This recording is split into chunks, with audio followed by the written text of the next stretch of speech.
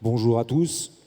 Je me présente, je suis Loïc Viquel, je dirige un petit groupe média qui s'appelle So Good. Alors je vous rassure pour ceux qui sont dans la salle depuis tout à l'heure, il fait beau dehors. D'ailleurs, quand vous ressortez, ça va faire vachement de bien. Mais en attendant, on va parler un petit peu de sport pour changer. Et sur effectivement ce lien avec les entreprises à mission. Alors dans le sport, on essaie toujours de faire un peu des pas de côté. Et, voilà, donc déjà on va se tutoyer parce que soit dans le rugby ou la voile ou dans le sport du manière générale, on se tutoie. Et à vous dire vrai, il devait y avoir une troisième personne, une intervenante qui venait de Paris 2024. Il s'avère qu'elle n'a pas pu être présente. Donc en fait, on s'est concerté avant. Et on trouve, parce qu'on pense que, et notamment chez So Good et je pense dans les fédérations, que le monde de demain, il est aussi, et surtout aussi incarné par les femmes. Et donc, c'est un peu de l'improvisation. Mais s'il y a une femme dans cette salle qui se trouve légitime à parler de sport, et ben, il y a un micro, elle peut venir se mettre avec nous. C'est une table ronde et une discussion qu'on va avoir sur ce sujet-là. Donc, si une femme se sent légitime par rapport à ça, à venir se joindre à nous, ça nous fera très plaisir, parce qu'on ne veut pas être que des mecs à parler de sport, parce que sinon on ne va pas changer le monde. Donc voilà, donc je ne sais pas s'il y a une dirigeante de club de sport ou une ancienne athlète ou, voilà, qui est dans la salle, qu'elle se sente totalement légitime à venir nous rejoindre. S'il n'y en a pas, tant pis, mais on voulait au moins entre... Ah, eh ben, madame, bienvenue, bravo, merci pour... on peut l'applaudir. On aura besoin d'un micro en plus. Ah, il y en a deux. Il y en a deux, mais s'il y en a deux, c'est très bien. Attendez, comme ça, on a une parité parfaite. S'il vous plaît, allez-y. On va essayer de répartir le temps de parole. C'est un peu de l'improvisation, mais merci d'être là. On a, du coup... Merci. Voilà. On va vous laisser vous présenter. Bravo à vous. Je laisse reprendre un micro. Franchement, le monde de demain, je vous garantis, sans elle, on n'y arriverait pas. Donc, je vous laisse peut-être... Alors, donc tout ça est encore en mode improvisation, mais donc on a effectivement, alors du coup je vais pas être galant, je vais commencer par présenter Florian Grill, qui est le président de la Fédération française de rugby, qui a un statut particulier puisque les fédérations sont des associations, mais on va y revenir. Et puis Roland Jourdain, qu'on ne présente plus, qui est un skipper. On va voir qu'être skipper, c'est aussi être entrepreneur. Donc voilà, donc ça c'est nos deux invités que je connais, et les deux que je ne connais pas, je vais vous laisser peut-être vous présenter. Alors moi, je suis Anne Gros-Payet-Quintin, je suis la directrice générale de la Fédération française de montagne et d'escalade. Génial. Fédération qui s'interroge pour voir comment elle peut organiser ses activités économiques, mais voire plus, en tant que société à mission. Super, merci. Alors, votre prénom c'est Anne. Anne, ton prénom, du coup on va se tutoyer pareil. Bonjour, donc moi c'est Marjorie Malbert. Alors je vais prendre deux casquettes. D'accord. Donc j'ai une agence qui s'appelle We Sport You qui fait du conseil RSE, sport et entreprise. Et je vais prendre ma casquette surtout de membre du club INSEP Alumni. D'accord. Pour parler notamment peut-être reconversion des sportifs de haut niveau. Eh bien merci d'être là, Voilà. merci à vous. Alors on a 45 minutes, enfin 46 minutes maintenant. Ce que je vous propose, on va avoir deux grandes parties. Une première partie qui va être effectivement cette notion du sport et de cette notion d'entreprise à mission, et essayer de comprendre un petit peu, et on vous fera participer bien évidemment sur la manière dont vos propres structures essayent de tendre vers cette entreprise à mission. Et puis on conclura, je propose de conclure, c'est une idée qu'on a eue quand on a discuté avec Roland sur la notion de la performance et du sport, qui est finalement ces records qu'on va battre, etc. Est-ce que c'est en adéquation finalement avec cette notion de mission? Et donc ça sera un peu la conclusion à la fin pour que vous restiez jusqu'au bout. Alors on va commencer par toi, Florian, sur la fédération de rugby. Est-ce que tu peux rapidement présenter ce que c'est qu'une fédération? Qu'est-ce que c'est que la fédération de rugby? Parce que c'est pas une entreprise, mais justement, c'est quoi un peu, comment ça fonctionne? Alors, bonjour à toutes et à tous. La Fédération française de rugby, c'est à la fois 13 équipes de France, 1950 clubs, 13 ligues régionales, plus les ligues d'outre-mer, et une centaine de comités départementaux, c'est 350 000 licenciés. Et c'est une pratique, pour moi, le sens de la Fédération française du rugby, c'est qu'il y a une dimension sportive qui saute aux yeux de tout le monde, je n'ai pas besoin de la décrire, mais il y a une dimension éducative. On est un sport qui est né à l'école, qui a été inventé pour ses valeurs pédagogiques. Et puis il y a une dimension citoyenne. Et c'est cette dimension citoyenne qu'on a longtemps fait dans les clubs de rugby, un peu comme M. Jourdain faisait de la prose, sans le faire savoir ou sans même le savoir, et qu'on a vraiment envie de mettre sous les feux de la rampe maintenant, et pour devenir une fédération en mission. Pour qu'on se rende compte, une fédération, c'est quoi comme chiffre d'affaires? On parle de chiffre d'affaires, combien il y a de salariés? C'est pour qu'on puisse peut-être faire un parallèle avec des entreprises. Alors, c'est la Fédération française de rugby, c'est un chiffre d'affaires de 140 millions, et c'est 200 salariés à Marcoussis, au Centre national du rugby à Marcoussis, et 150 de plus sur le terrain. D'accord. Anne, si on faisait un parallèle avec la fédération de montagne et d'escalade, mon sourire est bien évidemment ancien grimpeur, voilà, mais... Non, alors elle est beaucoup plus petite. Nous, on est sur 100. Alors pourtant, elle est articulée de la même manière avec des ligues, des comités territoriaux. Nous, on est sur 52 collaborateurs de droit privé, plus 10 millions de budget, 115 000 licenciés. Donc beaucoup plus petite. Pour autant, nous, on revendique haut et fort de la part des fédérations qui sont des associations sportives le fait d'être des acteurs économiques à part entière et qu'on soit considérés dans toute leur globalité comme étant véritablement des acteurs économiques et à ce titre-là, de se poser des questions similaires. Il y a la performance sportive, il y a la performance sociale, il y a la performance environnementale et on a de la valeur avec toutes ces typologies de performance. Alors, je me retourne vers toi. Donc, Marjorie, excuse-moi.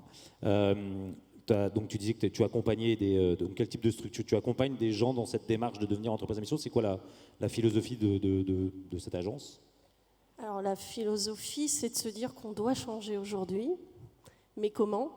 Et surtout, comment on se prépare à ce changement. Donc la philosophie, c'est de s'inspirer et d'utiliser les outils du sport de haut niveau pour accompagner les dirigeants et les collaborateurs à passer à l'action et justement d'inscrire une mission où cet esprit du sport est intégré pleinement. Et notamment ce lien avec le bien-être, parce que changer, c'est difficile, surtout quand on a un certain âge. Donc voilà, il y a vraiment cette philosophie. D'accord. Alors donc si on parle justement de notre ambition de devenir une fédération à mission, j'ai lu ça sur le site internet de la Fédération française de rugby.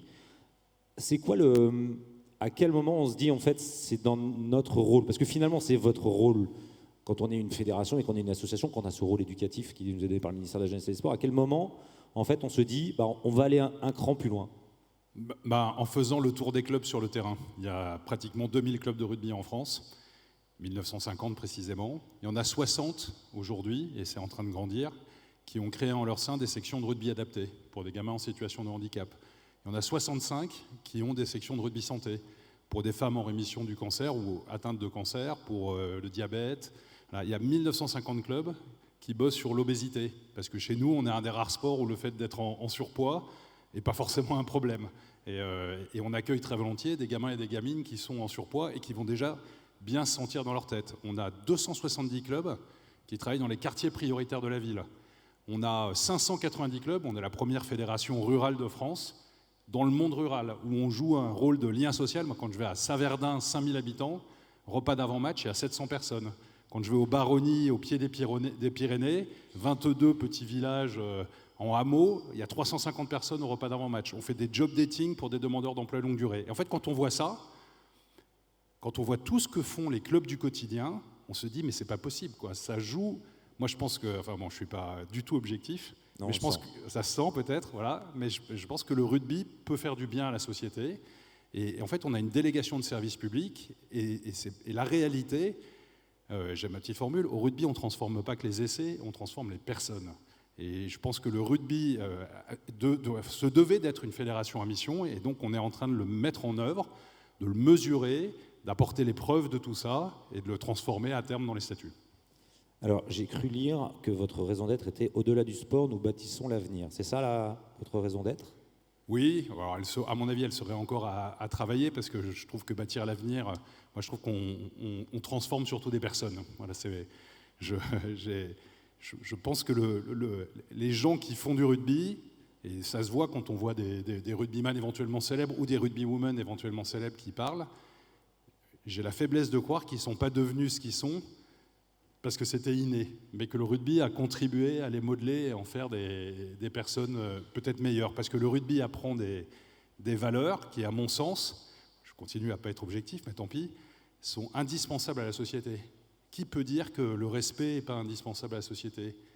Et on apprend le respect de l'adversaire, le respect de l'arbitre. Qui peut dire que la solidarité, le courage, la loyauté ne sont pas des valeurs qui sont indispensables à la société ? L'esprit d'équipe, d'ailleurs, qui sont des valeurs qu'on retrouve beaucoup dans le monde de l'entreprise. Et en fait, moi je pense et je plaide pour ça, il y a besoin de plus de rugby dans la société, et la société se porterait mieux s'il y avait plus de rugby. Et c'est ça qu'on essaye de faire entendre. Et le rôle de la fédération, c'est de se faire un peu le porte-parole des 1950 clubs, qui sont des petits acteurs locaux, parfois un club de village avec 100 licenciés, qui fait un boulot phénoménal, mais qui est incapable d'aller contacter des grandes entreprises, d'aller chercher du mécénat, et nous, la Fédération française de rugby, on doit être capable d'être un peu la tête de réseau qui va irriguer les ligues régionales, les comités départementaux, les clubs, qui font le boulot de l'éducation sportive, qui font le boulot de la formation, qui font le boulot de l'inclusion, qui font le boulot de l'éco-responsabilité et qui font le boulot de la citoyenneté, et sur la base de critères objectivables. Tout ça, on en est d'accord, mais à quel moment, tu es aussi dirigeant d'entreprise, puisque tu as créé ta propre entreprise, mais à quel moment votre fédération a ce déclic de se dire, de se dire finalement on veut être une fédération à mission? C'est quoi? Il y a des gens extérieurs qui viennent nous voir et disent ah ça serait pas bête que, c'est toi-même qui prends conscience, c'est un comité de direction, c'est quoi où il y a une prise de conscience à un moment quand on voit que la Coupe du Monde de rugby marche mais à quelques petits éléments qui peuvent venir chamailler quelques valeurs, ou c'est quoi le... Non, nous on est un groupe, nous ça fait 7 ans qu'on a travaillé pour un projet fédéral, on a une équipe qui s'appelait Oval Ensemble. Ça fait un peu moins d'1 an maintenant qu'on est élu à la fédération, et ce projet, en fait, on l'a maturé et construit en allant voir les clubs, en étant sur le terrain. Moi, je travaille le lundi et le mardi dans ma société. Le mercredi, je suis à Marcoussis, au Centre national du rugby. Et le jeudi, vendredi, samedi, dimanche, je suis en Tour de France sur le terrain pour aller voir les clubs. Et en fait, c'est des milliers, des dizaines de milliers de bénévoles qui font un boulot juste incroyable. Parce qu'en fait, si tu réfléchis un petit peu, la société s'est longtemps construite autour de clochers. Et en fait, la réalité, c'est qu'on le veuille ou non, c'est quand même un peu moins vrai. Et où sont les endroits aujourd'hui dans la société où les gens de toutes les origines, de toutes les classes sociales, de toutes les générations se mélangent? Si ce n'est dans les... Enfin, moi, je plaide pour les clubs de sport, les clubs fédérés, les clubs où il y a de la transmission, les clubs où des seniors passent la balle à des jeunes, où on apprend, où il y a de l'apprentissage. Finalement, pour beaucoup de gamins et de gamines, et parfois pour des adultes, et parfois pour des personnes seules, et parfois pour des personnes âgées, on est une deuxième famille. Et moi, ce rôle-là, enfin moi je suis dans le rugby amateur depuis tout le temps, et moi ce rôle-là, je le perçois depuis toujours, et les équipes qui m'entourent, on le perçoit aussi comme ça.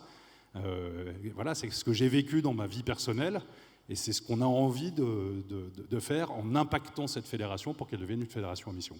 Et concrètement par rapport, et après on passera la parole pour que Anne réagisse dessus, puis on reviendra après sur la voile, mais vous avez créé des indicateurs, un comité de mission, vous avez, c'est quoi les échéances et comment est-ce que ça fonctionne quand on est finalement une association, donc on ne répond pas au cahier des charges de la loi, c'est quoi les prochaines étapes?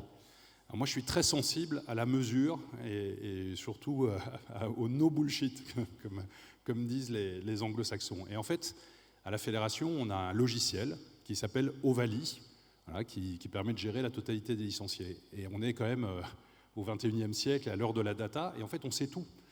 Moi, je suis capable de dire, sur les 1950 clubs de France, les clubs qui ont 1, 2 ou 3 étoiles à l'école de rugby, le pourcentage d'éducateurs par rapport au nombre de gamins, le pourcentage de féminisation, si le club a des gamins en centre de suivi, moins de 13, moins de 14, moins de 15, et dans quelle proportion, le pourcentage de gamins ou de gamines qui sortent de QPV, de quartier prioritaire de la ville, le pourcentage de gamins et gamines qui sont en zone rurale, si le club a du rugby santé, du rugby adapté, etc. Et en fait, on est capable de scorer la totalité des clubs et de dire, ben voilà, voilà le club, je l'ai fait en Ile-de-France, s'il y en a qui connaissent le rugby, le club le mieux classé en Ile-de-France. Vous allez me dire, bah, ça va être le Racing, le Stade Français, Massy, pour ceux qui connaissent un peu. Non, c'est Montesson-Château.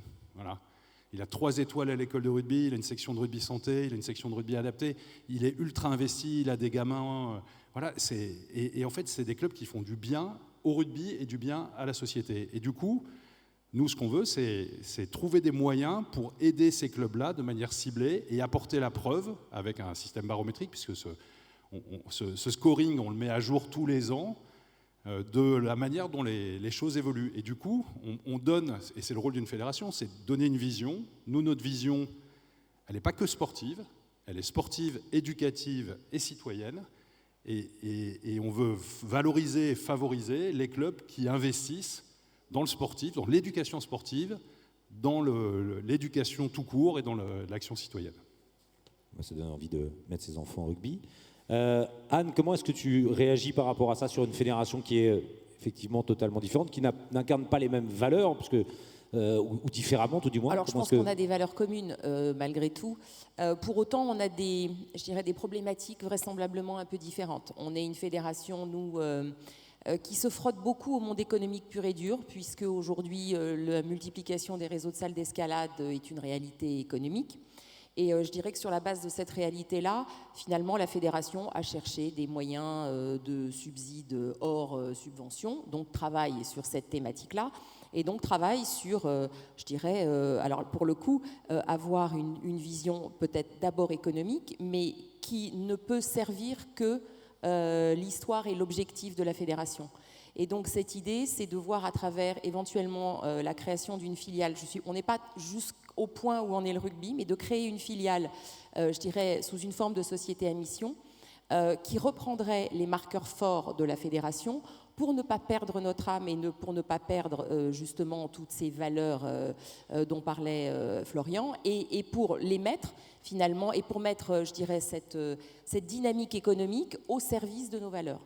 C'est-à-dire avoir une filiale qui permettrait d'intégrer dans son déploiement et dans son dispositif les valeurs d'insertion professionnelle, les valeurs d'égalité homme-femme, les valeurs qui sont les nôtres.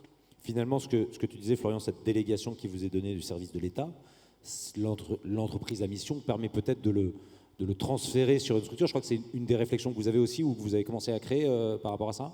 Nous, on a créé un fonds de dotation qu'on a appelé Rugby au cœur.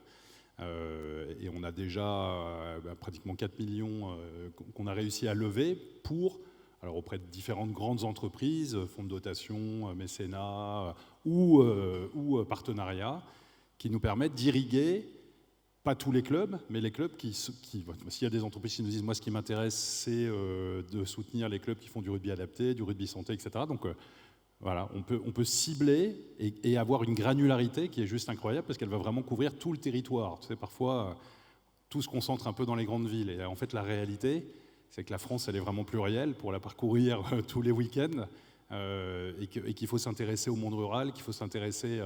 Il y a plein de gamins qui sont éloignés de la pratique du sport. Donc, il y a vraiment besoin de rentrer en granularité. Donc, on a un fonds de dotation. On l'a appelé Rugby au cœur, et le travail qu'on est en train de faire, c'est d'apporter la preuve avec ce label club. Il y aura une quarantaine de critères quantitatifs et qualitatifs, d'apporter la preuve de ce qu'on fait, et une fois qu'on aura construit les choses et fait des choses concrètes, on transformera nos statuts pour transformer la Fédé en fédération à mission, et du coup rentrer pleinement dans ce qu'en fait on fait depuis le début, mais sans le savoir quelque part, et être à plein dans le rôle. Effectivement, les fédérations, c'est des délégations de services publics, et moi je trouve très fort d'avoir une délégation de services publics, et j'oppose pas du tout le fait d'investir dans l'éducation et la citoyenneté avec la recherche de la performance, mais je te grille la fin de l'intervention, c'est ça ? Ouais, c'est un peu le sujet donc qu'on aborde à la fin. J'en parle pas maintenant. Ce qui est intéressant dans ce que tu dis, quand tu dis ça, c'est-à-dire que, à la différence peut-être de la fédération dont tu parlais, Anne, tout à l'heure, qui est de créer une structure commerciale, on va dire ça comme ça, une structure, une société anonyme, vous, c'est pas, a priori, vous avez ce fonds de dotation, et toi, ton objectif, c'est plutôt de changer les statuts de la fédération. Mais pour ça, pour que tu puisses échanger, il faut que tu aies l'autorisation du ministère, parce que j'imagine que c'est très lié à une délégation de pouvoir public. Donc ouais. Ça voudrait dire qu'on créerait une sorte de... Pour toi, la vision, c'est qu'il va y avoir un moment où les fédérations vont devoir... Moi, je pense que c'est obligatoire. Je pense que c'est le sens de l'histoire. Je pense qu'on doit... Le sport, en général, doit assumer le rôle sociétal qui est le sien et pas rester enfermé. Moi, d'ailleurs, discute avec les différents ministères, je ne veux surtout pas parler qu'à la ministre des Sports. On trouve des boulots. Je veux parler au ministre du Travail, je veux parler au ministre de l'Agriculture, je veux parler au ministre de la Ruralité, je veux parler au ministre de la Santé. Je parlais de l'obésité. Le coût annoncé de l'obésité en France, c'est 10,7 milliards. Mais qu'on nous les envoie, les gamins. Au lieu de traiter les sujets a posteriori, il y a une corrélation directe entre obésité et harcèlement scolaire. Il y a une corrélation directe entre obésité et pauvreté. Le premier service qu'on peut rendre à un gamin ou à une gamine en surpoids, c'est de l'envoyer dans un club de rugby, parce qu'avant même, on s'en fiche qu'il maigrisse ou qu'il ne maigrisse pas, mais déjà il va se sentir bien dans sa tête et dans son corps. Ou elle va se sentir bien dans sa tête et dans son corps. Et donc le rôle qu'on peut avoir, il est phénoménal. Donc moi j'assume pleinement ce rôle de délégation de service public, et je dis, on est des hussards pour ça. On constitue, moi je pense que le pays a besoin de liens, et qu'il n'y a plus beaucoup d'endroits où on crée du lien en mélangeant tout le monde. Et donc il faut qu'on donne les moyens au sport fédéré, de jouer ce rôle-là et de le jouer à plein, et qu'on devienne tous des fédérations en mission.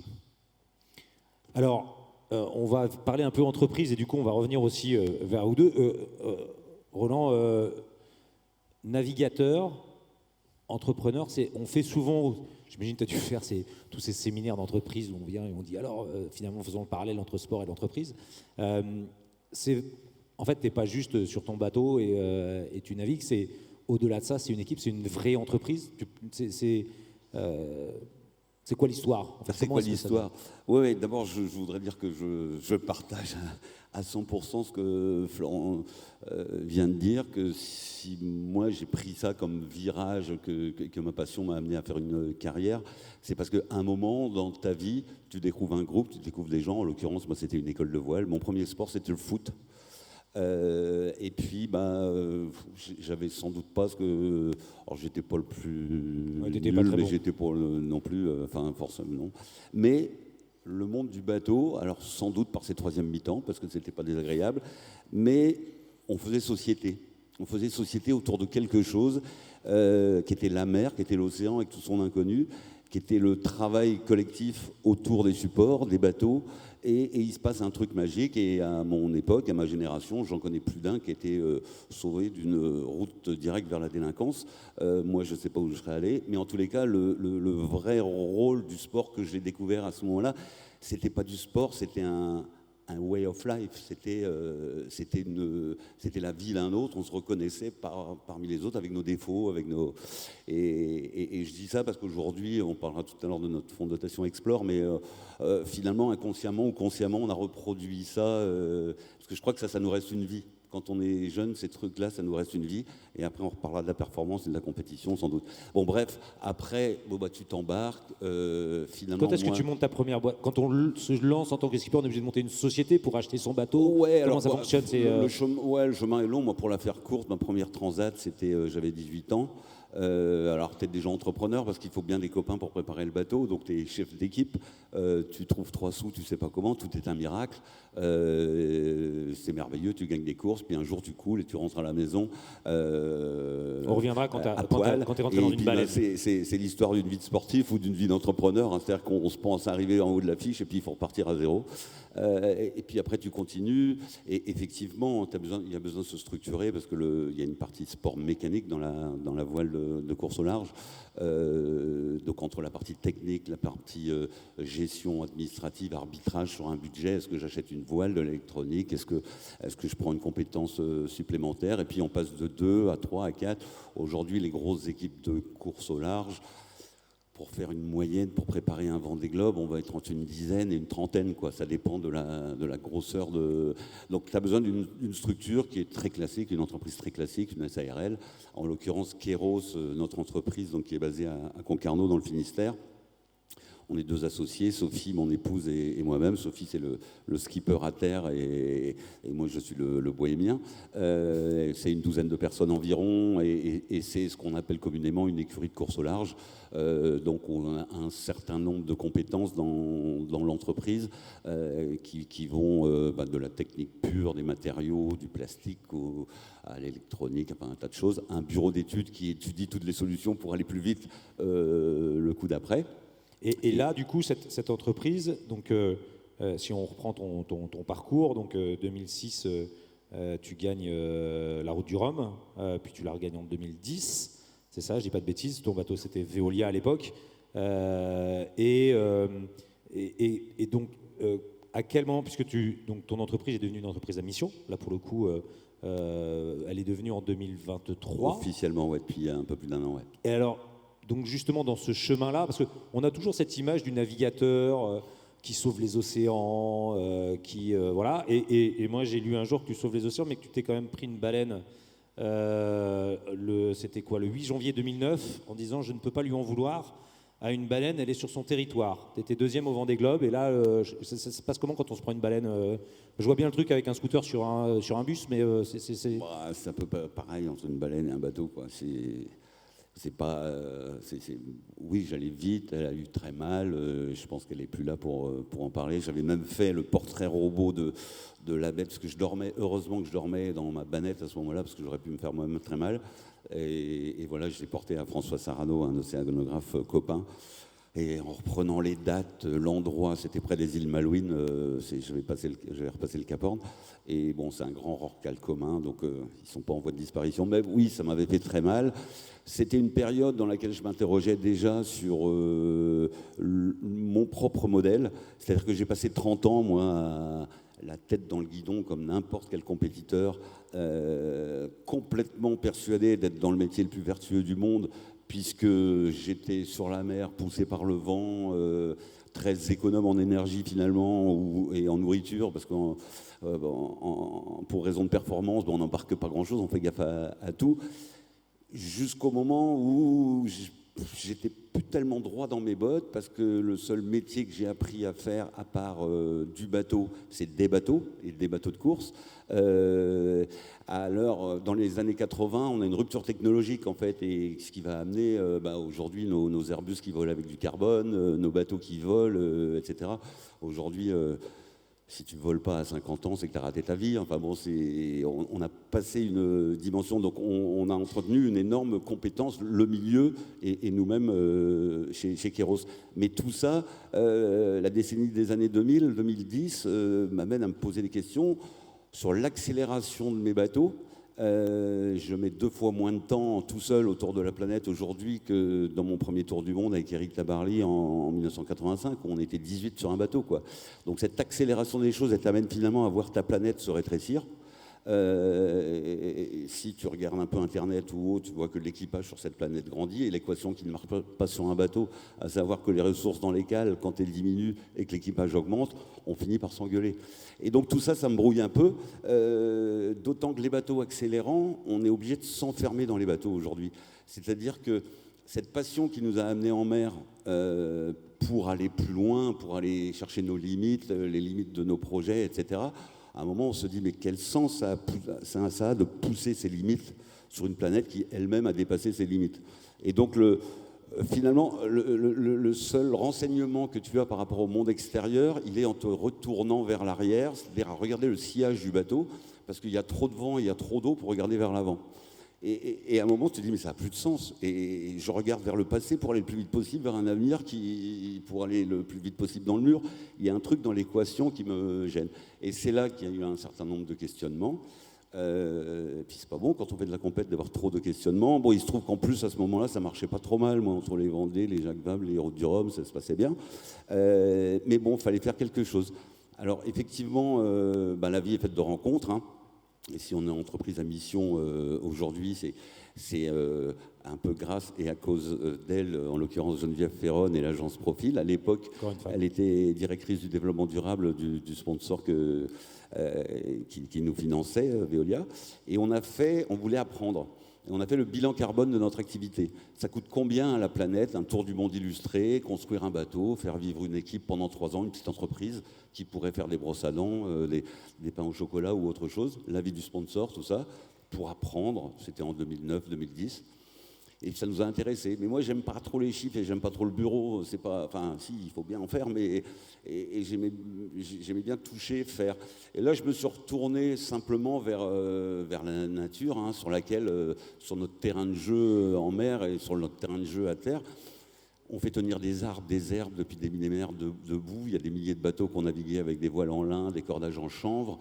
Est-ce qu'avec nos technologies du 3e millénaire, on n'était pas capable de faire un pas vers une réconciliation technique, en fait, et quelque part philosophique, avec la nature? Et de là, après des essais plaisir, passion, voilà, en 2012, on a fait un virement de bord. On a attaqué notre transformation d'entreprise, je dirais, et notre bureau d'études qui était entièrement dédié à la performance vitesse pour l'accélération de nos bateaux en course, que ce soit pour moi ou les autres skippers qui sont hébergés chez Keros.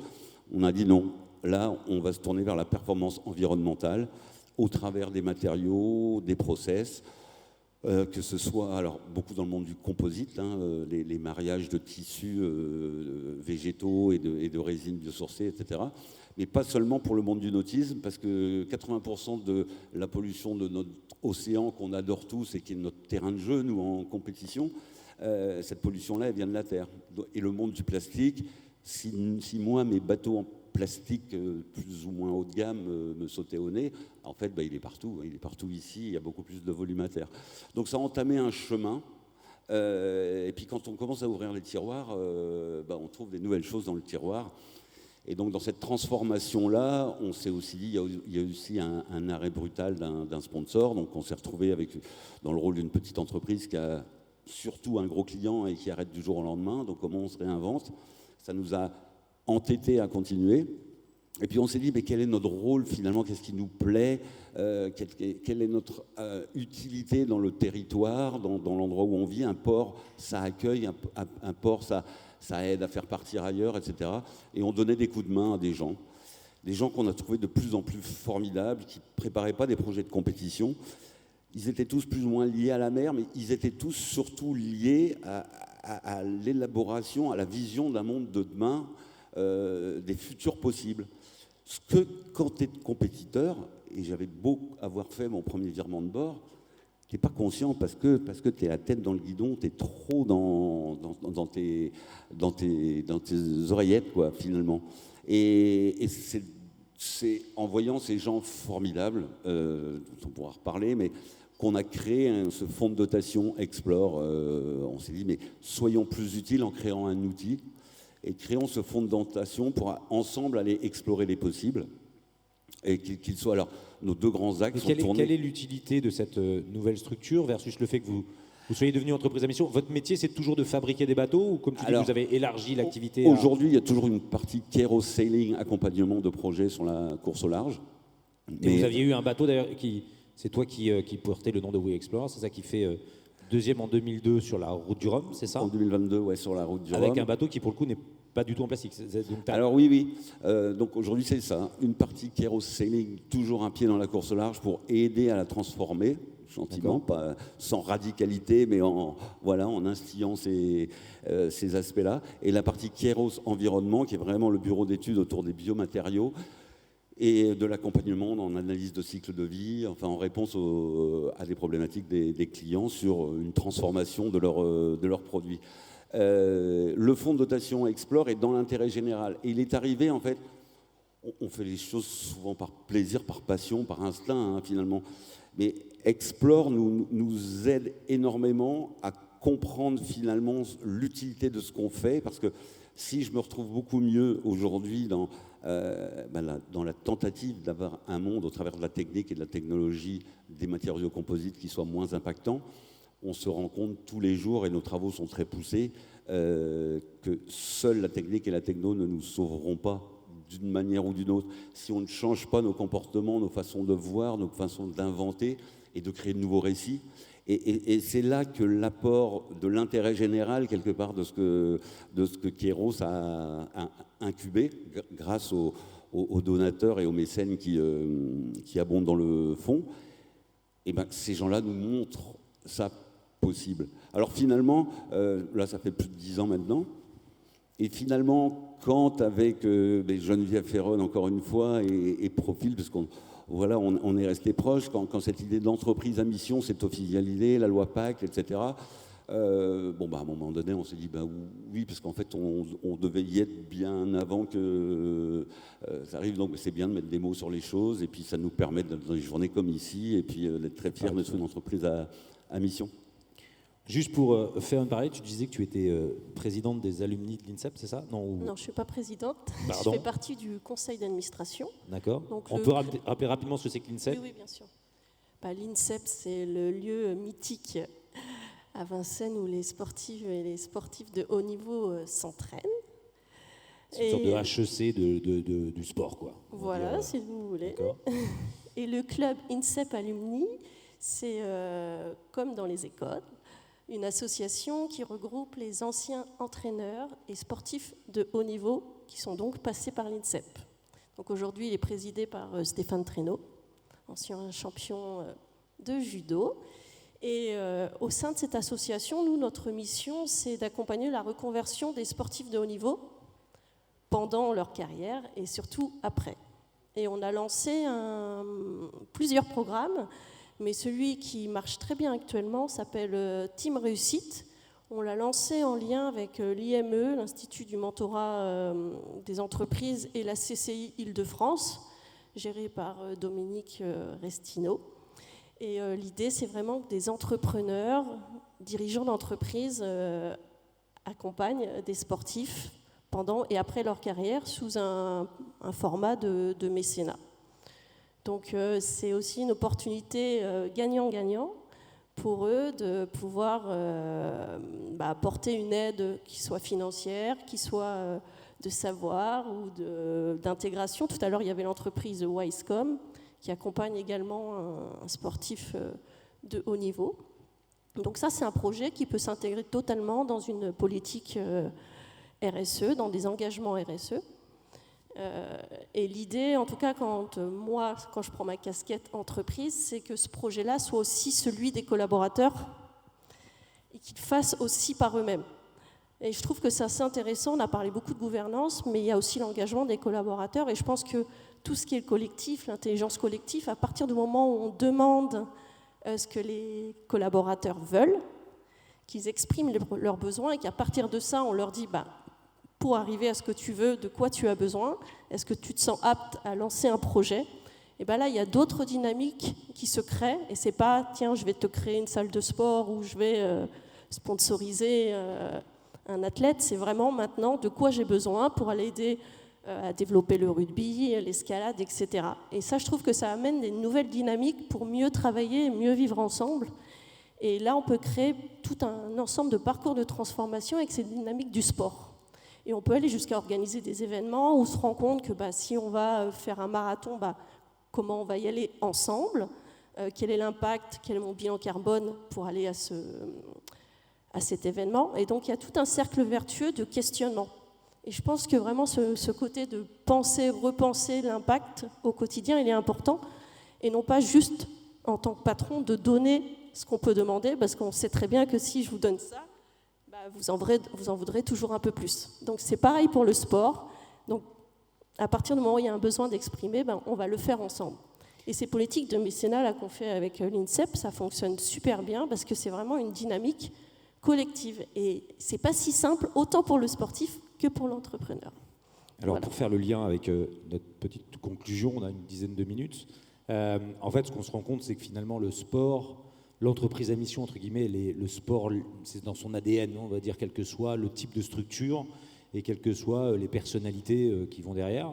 Maintenant, on a dans la notion du sport la notion de la performance, la notion du record, la notion d'aller toujours plus vite, plus loin, plus fort.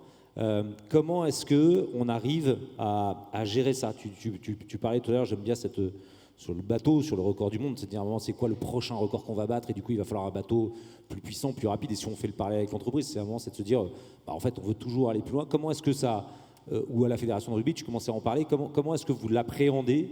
Puis je vous demandais à chacun un peu votre avis là-dessus, mais effectivement cette relation avec la performance, je vais peut-être commencer à demander à Florian avant, ça va te laisser le temps de réfléchir, mais comment est-ce que toi tu le vois pour répartir là?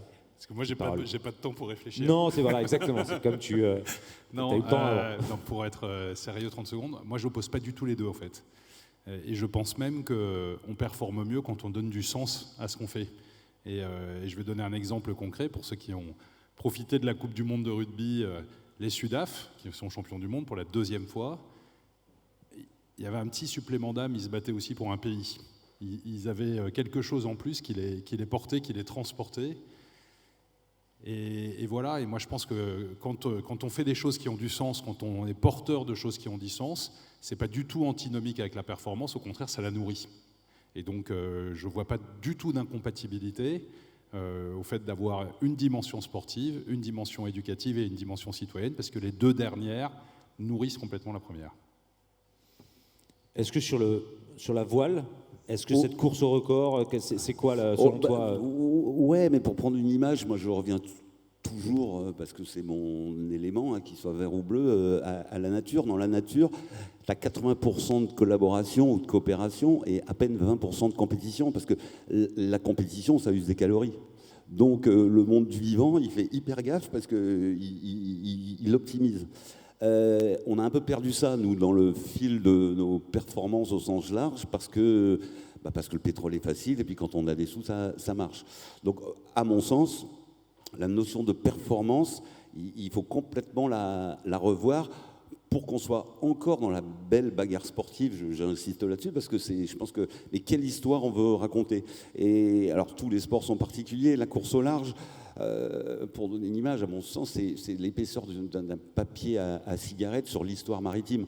On a toujours voulu aller plus vite depuis la nuit des temps sur les bateaux. Ça a permis de faire la course pour rencontrer d'autres peuplades, pour ramener des richesses, pour éventuellement faire la guerre. On a toujours voulu aller plus vite. On a toujours voulu aller plus vite dans un monde qui était infini. Parce que on pensait qu'on trouverait toujours ailleurs ce qui nous manquait à la maison. Là, on sait, et pour le coup, c'est bien les bateaux de course qui l'ont montré, on va de plus en plus vite. Donc, quel sens ça a d'investir son énergie, son argent éventuellement, et beaucoup de CO2, dans une continuité de ça? Est-ce que c'est pas has-been? Alors, c'est facile de le dire, c'est pas forcément facile de le faire. Comment on fait consensus? Mais il se trouve que dans le monde de la course au large, on est comme dans le monde de l'entreprise, dans tous les domaines. C'est-à-dire qu'on est devenu hyper efficient, hyper efficace en théorie et en pratique, en aérodynamisme, en hydrodynamisme, en calcul de structure, en matériaux, etc. C'est complètement fou sur 30 ans. Et on n'a pas la culture environnementale, on n'a pas la culture de l'impact, on n'a pas la culture de ce qu'on va laisser derrière nous. Donc c'est un petit peu embêtant. Et surtout, cette accélération, moi, il me semble, hein, mais c'est peut-être aussi parce que je deviens trop vieux, qu'on perd dans le récit. Et c'est peut-être ça qui est le plus embêtant. C'est-à-dire que pour embarquer les jeunes, pour embarquer les suivants, il faut raconter une belle histoire qui fait rêver. Et aujourd'hui, si je suis avec grand plaisir les performances cartographiques des bateaux, j'écoute de moins en moins les vidéos. Et le prochain Vendée Globe va se courir au mois de novembre, là. On verra bien, on peut se donner rendez-vous l'année prochaine. Se rappellera-t-on du premier, j'espère pour lui. On se rappellera des gens qui ont raconté des belles histoires dans ce Vendée. Et ce qui est dommage, juste pour terminer, hein, sur ce Vendée, c'est qu'on a eu l'exemple précis il y a 4 ans dans le Vendée Globe 2020, un Vendée Globe de tous les superlatifs. Tout le monde était heureux, une bagarre sportive incroyable à suivre, c'était dingue. Évidemment, un public conquis parce qu'il y avait de la bagarre, évidemment des sponsors ravis. Tout en plus, qu'est-ce qui était en moins? La vitesse. On est revenu aux vitesses de 12 ans en arrière, de 2008. Donc on avait la preuve devant nous qu'il n'y a aucune corrélation entre le succès du spectacle et l'accélération des choses. Du moment où il y a de la bagarre et du sport, tout le monde est content. Et on aurait dû, au sens large, se poser et dire attendez, on peut réfléchir peut-être à ralentir.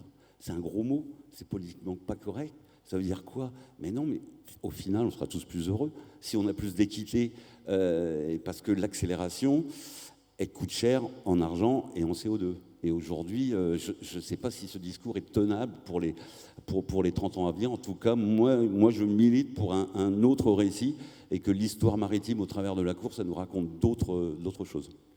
Anne, c'est un peu ce que vous disiez quand tu dis que vous créez une structure commerciale, votre première structure commerciale qui va finalement être une entreprise à mission, c'est justement pour... C'est pour servir cette cause-là et c'est pour servir ces causes-là. Pour autant, dans notre vision aussi, la fédération a une forme de leadership pour sensibiliser l'ensemble de notre écosystème à ces problématiques-là. Je vais donner quelques petits exemples.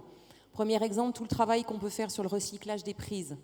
Là, on est véritablement sur des On thématiques. ne parle pas des prises de courant, que vous Non, avez là, d'accord. moi, hein, je c'est parle des c'est prises trucs sur les murs. murs.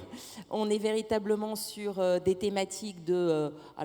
j'entendais parler de solutions qui ont l'air hyper intéressantes sur la gestion du plastique. Bref, la fédération travaille sur les thématiques des normes pour justement embarquer tout le monde, et y compris les gestions de salles et les fabricants de prises sur ces thématiques-là. On a d'autres... alors là, je vais passer sur le compétitif. On a imaginé et on a organisé d'ores et déjà des compétitions sur des espaces différents, sur des continents différents, au même moment sur le parcours de vitesse qui est donc le parcours, ce que vous connaissent en général les gens qui sont les Spider-Man sur les murs, c'est le même parcours pour tout le monde. Alors, ils sont effectivement pas forcément tout à fait dans les mêmes conditions, mais pour autant, on peut organiser une compétition aux quatre coins du monde. C'est-à-dire qu'en fait, ce que vous dites, c'est que vous êtes une des premières fédérations à organiser une compétition où ils ne sont pas tous sur le même site. Exactement. Pour éviter qu'il y ait du transport Exactement. aérien entre chaque site. Donc c'est ça, ça c'est une piste qu'on explore également. Et puis, dernière piste ou dernier exemple que je pourrais vous donner, c'est sur tout ce qui va être lié à la pratique outdoor. Et en tous les cas, avec un certain nombre de partenariats ou de réflexions qu'on mène avec des structures telles que la Ligue de protection des oiseaux, pour que la grimpe se fasse, ne se fasse pas au détriment de la biodiversité, ne se fasse pas au détriment des périodes de nidification, et que du coup, quelque part, la performance sportive, elle va se décaler peut-être un tout petit peu dans le temps, pour autant elle sera aussi belle, et pour autant elle aura respecté l'environnement dans lequel elle évolue et son terrain de jeu. Et donc je dirais que c'est toutes ces thématiques-là, et je rejoignais le rôle de la fédération comme étant, je dirais, pilote sur ces thématiques-là.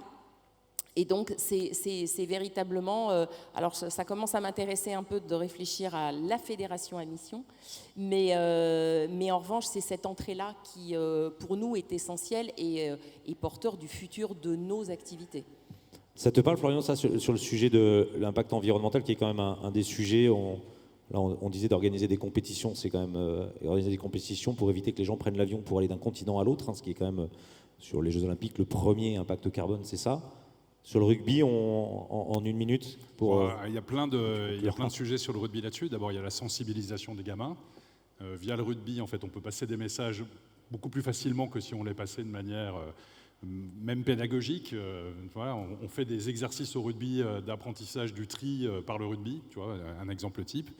Il y a un vrai sujet sur la récupération des eaux pour l'irrigation des terrains. Donc c'est un vrai sujet. Il y a aussi dans le rugby, il y a beaucoup de tribunes. Et donc, ça peut être des endroits, et on peut aussi utiliser les parkings pour mettre des panneaux solaires, des ombrières avec des panneaux, et donc transformer les clubs de rugby en acteurs positifs, contribuant à leur environnement versus consommant. Il y a le sujet des compétitions qui est important. Bon, j'ai des prédécesseurs à la Fédé qui ont dit un jour, on verra l'Afrique du Sud ou le Japon rentrer dans le tournoi Destination. Moi, j'avais dit, c'est un non-sens historique, c'est un non-sens géographique. C'est un non-sens écologique aussi. Enfin, je veux dire, il faut repenser les compétitions aussi pour les rendre plus responsables. Et donc oui, il y a un énorme travail en termes d'éco-responsabilité pour le rugby aussi. Alors on va bientôt terminer. Tu nous as dit que tu avais une entreprise de conseil auprès des acteurs du sport sur le sujet justement de la RSE et de ces entreprises à mission. C'est quoi le conseil que tu donnes à chacun de nos intervenants, à la fédération d'escalade, à un navigateur, à une fédération de rugby? C'est quoi les premiers éléments pour arriver à enclencher ça? Un petit piège, hein, t'as vu, tu as eu la chance de monter. Je m'attendais pas à cette question. T'en avais pas cette question, c'est pour conclure. C'est plutôt d'arriver à collaborer entre le public, le privé sur ces sujets-là, surtout qu'on va dans la même direction. Voilà, mais j'avais surtout un message pour toutes les personnes engagées sur ces sujets de transformation. On parlait de sport et performance. Pour moi, c'est un marathon, c'est vraiment quelque chose qui va durer. Donc le conseil, ça serait vraiment de se préparer comme peut faire un sportif, d'être bien entouré, d'être préparé physiquement, mentalement, de se re-questionner et de prendre du temps aussi pour récupérer. Parce que quand on est engagé, des fois on ne compte pas son temps et comme on le disait, tout va de plus en plus vite. Donc moi, c'est vraiment se dire comment je mets mon bien-être et notamment le sport au centre des transformations parce que ça va prendre du temps, ça va durer, ça va pas être facile. Et voilà, de vraiment s'inspirer du sport de haut niveau pour y arriver. Et ben voilà, ça sera la conclusion, c'est de se dire que finalement, si on veut devenir une bonne entreprise à mission, il faut bien se préparer. avoir du bien-être, avoir une parité. Merci à vous deux d'être venus se joindre à notre table ronde en dernière minute comme ça. Merci à nos intervenants d'être là. Tu as une prochaine compétition? C'est quoi les prochains challenges de ton côté? On n'a pas parlé de We Explore, mais non, support de mission scientifique. Et cette année, on sera en Grèce la semaine prochaine avec nos amis d'Under the Pole pour aller observer les forêts sous-marines à 150 mètres, voir un monde qui va disparaître avant qu'on le connaisse. On va étudier les cachalots au mois de septembre avec François Sarano et ses équipes et les enregistrer.